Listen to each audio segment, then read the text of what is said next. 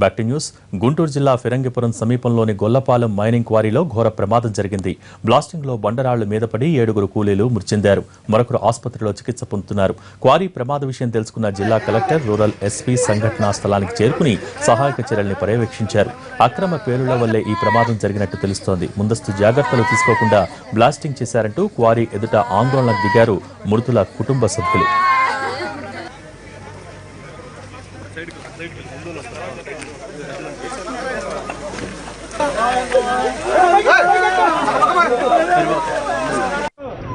రాష్ట్ర వడేరాజుల సంక్షేమ సంఘం అధ్యక్షులు గుంటూరు నుంచి వచ్చారు. తల్లి రాజీవేలు గారు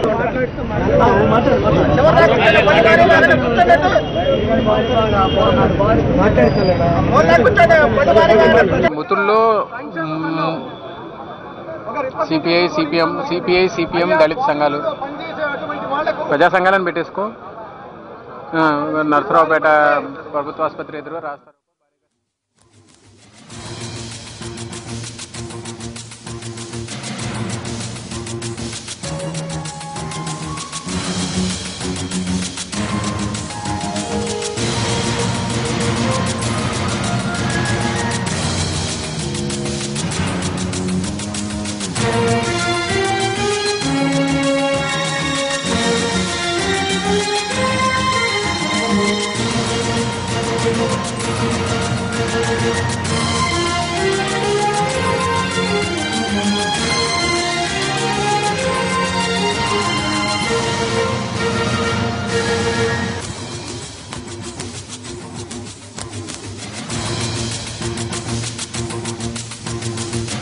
ఫిరంగిపురం క్వారీ ప్రమాదంలో మరణించిన వారి కుటుంబాలకు న్యాయం చేయాలంటూ ప్రజా సంఘాలు ఆందోళనకు దిగాయి.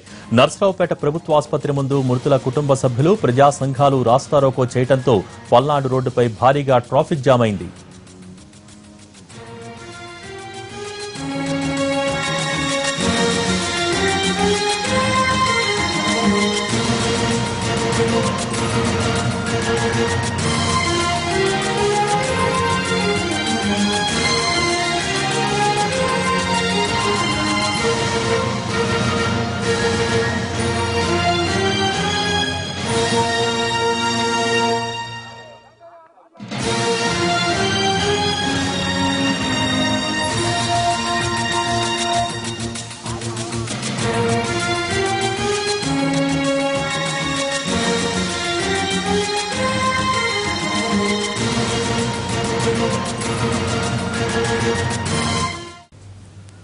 రాస్తారోకోపై మరింత సమాచారం మా ప్రతినిధి హరీష్ అందిస్తారు. హరీష్, మృతుల కుటుంబ సభ్యుల డిమాండ్స్ ఏంటి, అసలు వారు ఏమంటున్నారు?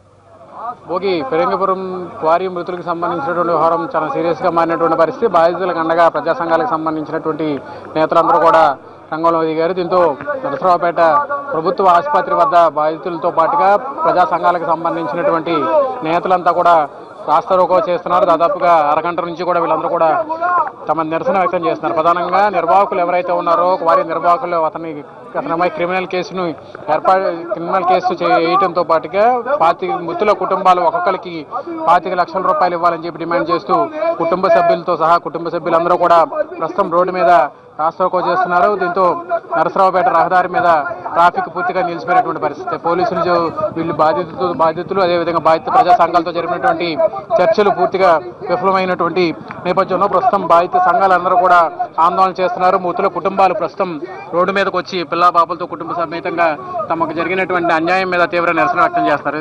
చెప్పండి, ఏంటి మీరేం కోరుకుంటున్నారు, ఎందుకు ఇలా జరిగింది అసలు?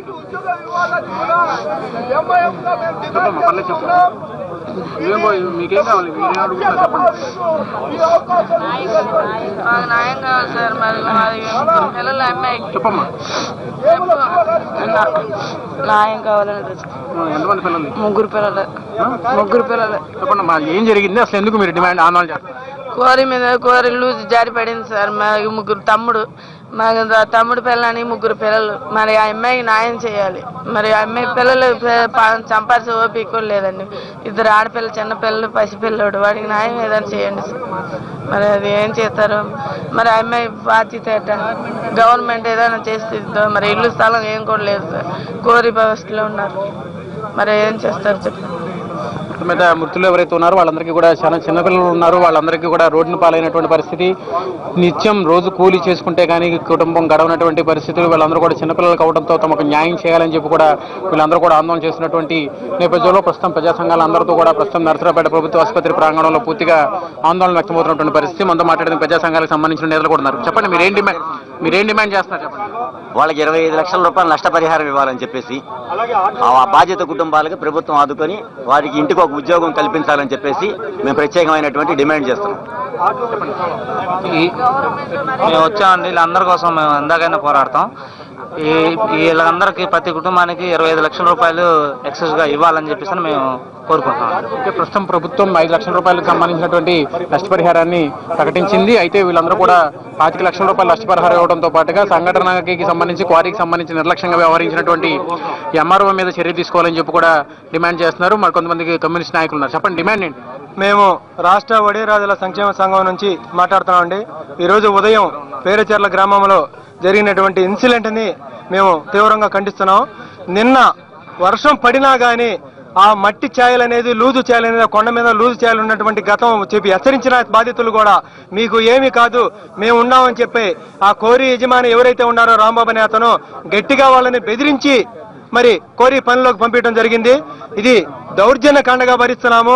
మరి ఇంతవరకు కూడా కోరి యజమాని ఇంతవరకు బాధితుల దగ్గరికి వచ్చి కనీసం స్పందన కూడా లేకుండా పరామర్శించడం కూడా లేనందుకు వెంటనే ఆ బాధిత కుటుంబాలకు ఏదైతే అన్యాయం జరిగిందో ఆ బాధిత కుటుంబాలకు 20 లక్షలు యక్షగ్రాహ్య ప్రకటించి వెంటనే కోరి యజమాని రాంబాబుని అరెస్ట్ చేయాలని ఆ మైనింగ్ డిపార్ట్మెంట్ వారు కూడా పర్మిషన్ ఇచ్చినందుకు కూడా ఎంఆర్ఓ గారిని మైనింగ్ డిపార్ట్మెంట్ వాళ్ళని కూడా వాళ్ళ మీద కఠినమైన చర్యలు తీసుకోవాలని చెప్పి మేము విజ్ఞప్తి చేస్తున్నాం. బాధిత కుటుంబాలకు సంబంధించి పూర్తిగా రోడ్డును పడ్డారు. వాళ్ళందరూ కూడా తీవ్ర ఆవేదన వ్యక్తం చేసినటువంటి పరిస్థితి. చెప్పండి, జరిగినటువంటి సంఘటనలో మీ ఫాదర్ చనిపోయారు, ఎలా జరిగింది అసలు? మా నాన్న చనిపోయాడండి.